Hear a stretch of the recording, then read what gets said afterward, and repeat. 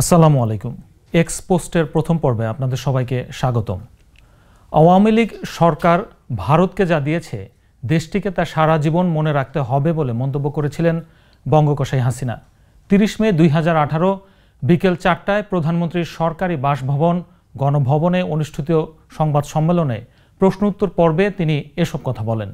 আমি কোনো প্রতিদান চাই না। প্রতিদানের কি আছে এখানে? আমরা ভারতকে যে দিয়েছি সেটা ভারত সারা জীবন মনে রাখবে।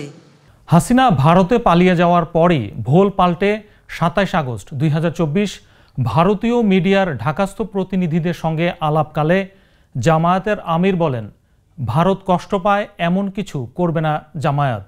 ভারত আমাদের নিকটতম প্রতিবেশী, আমরা আমাদের প্রতিবেশীকে অহেতুক কষ্ট দিতে চাই না। আমরা সকলের বন্ধুত্ব চাই, সহযোগিতা।